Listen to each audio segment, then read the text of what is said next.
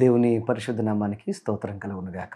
మన ప్రభువైన యేసుక్రీస్తు నామములో మీ అందరికీ ఈ ఉదయకాల మందు నా శుభాలు తెలియజేస్తున్నాను. మీరు అత్యంత కృపను దేవుని యొక్క ఆశీర్వాదాన్ని పొందుకుంటూ ప్రతిదినం ఆయన వాక్యం ద్వారా బలపడుతూ మీరు దీవించబడుతున్నారు నమ్ముతున్నాను. ఈరోజు దేవుడు మన కోసం సిద్ధపరిచిన వాక్యాన్ని మనం ధ్యానం చేద్దాం. ఆయన వాగ్దానాన్ని మనం స్వీకరిద్దాం.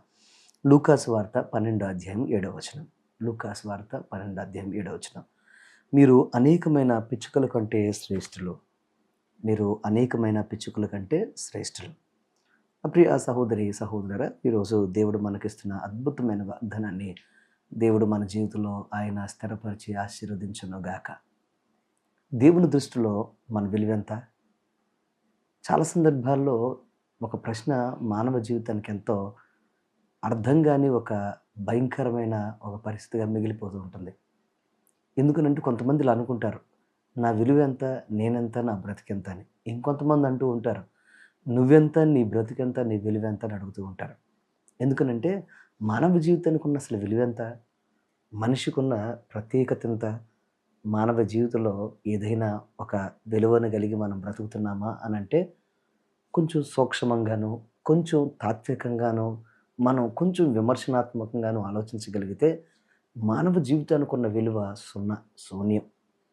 కానీ మానవ జీవితానికి ఒక విలువ ఏమైనా వచ్చింది అంటే అది కేవలం దేవుని వల్ల మాత్రమే వచ్చింది అన్నది వాస్తవం.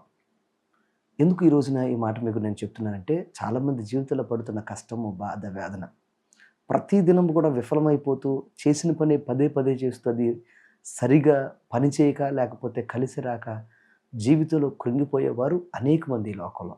ఒకవేళ ఈరోజు వాక్యం చూస్తున్న మీ జీవితంలో కూడా అలాంటి పరిస్థితులే మీరు అనుభవిస్తూ ఉండవచ్చు.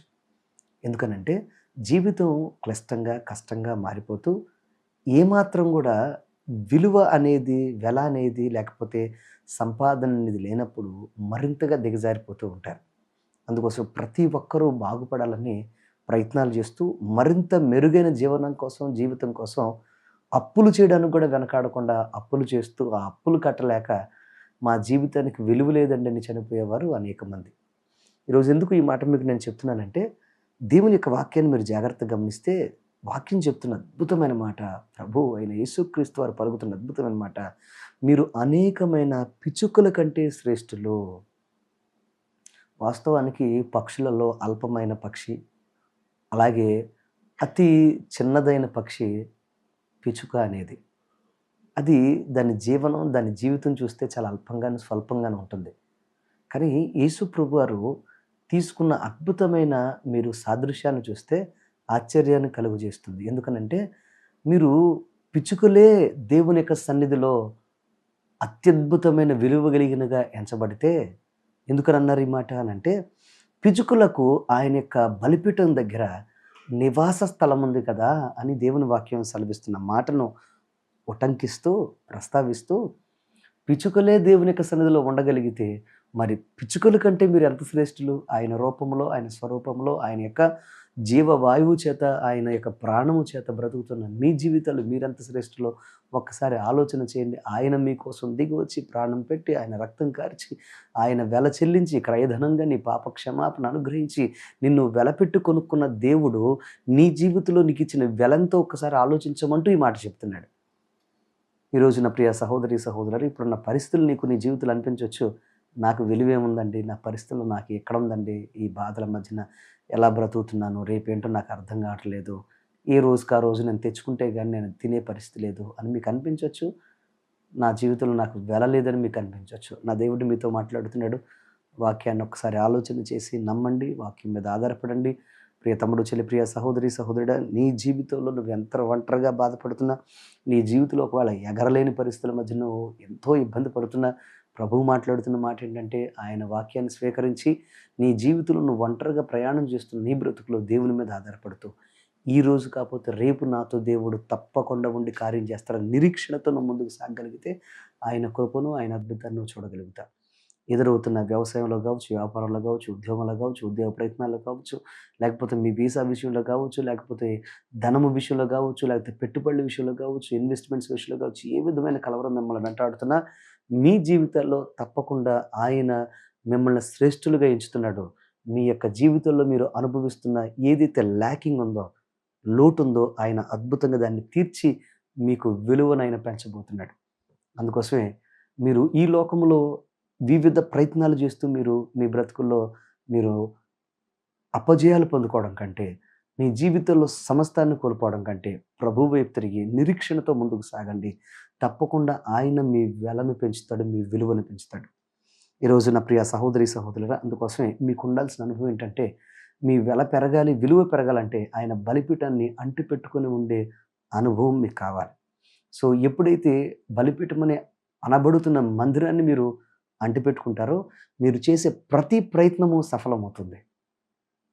తప్పకుండా నా ప్రియ తమ్ముడు, ప్రియ సహోదరి, సహోదరుడా, ఈ ఉదయకాలం ఆయన నిన్ను ఆహ్వానిస్తూ ఉండగా, నీ జీవితంలో ఎక్కడైతే పడి, చెడి, ఎక్కడైతే వేదనతో, బాధతో, నీ జీవితంలో అరే నాకేముంది, నా బ్రతుకేముంది, అంతా కోల్పోయానే అని వేదనతో బ్రతుకుతున్నట్టయితే ఒక్కసారి ఆయన వైపు తిరిగి, అయ్యా నువ్వు పిచ్చుకలనే గొప్ప శ్రేష్ఠులుగా నువ్వు చూడగలిగిన వాడు.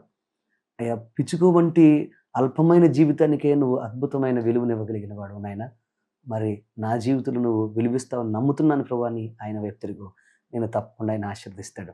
అటువంటి కృప, భాగ్యము దేవుడు నీకు మరింతగా, మరింత బలముగా అనుగ్రహించును గాక. ఆమేన్. Let's pray. ప్రార్థన చేసుకుందాం. మా పరమ తండ్రి నీకు వందనాలు, స్తోత్రాలు. నీ వాక్యం ద్వారా మాతో మీరు మాట్లాడినందుకు వందనాలు. ఈ వాక్యం విన్న బిడ్డలందరినీ మీరు జ్ఞాపకం చేసుకోండి. ప్రత్యేకంగా ఎంతమంది అయితే ఈ రోజునైనా అల్పమైన, స్వల్పమైన పరిస్థితులు ప్రభా బ్రతుకుతూ అయ్యా మేము చాలా నీరసంతో, బాధతో, వేదనతో ఉన్నాం.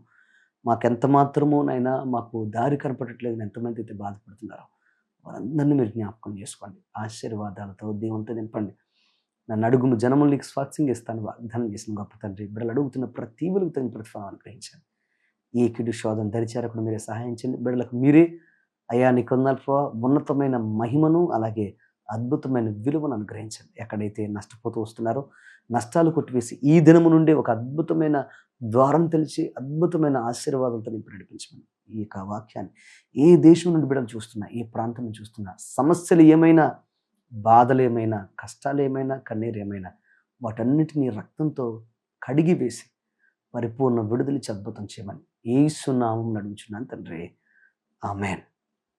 దేవుడు మిమ్మల్ని ఆశీర్వదించిన గాక. ఈ దీవెనకరంగా ఈ వాక్యం కనుక మీకు ఉన్నట్లయితే తప్పకుండా మీ స్నేహితులతో, బంధువులతో మీరు పంచుకోవాలని మీకు మనవి చేస్తున్నాను. God bless you. దేవుడు మిమ్మల్ని దీవించును గాక. ఆమేన్.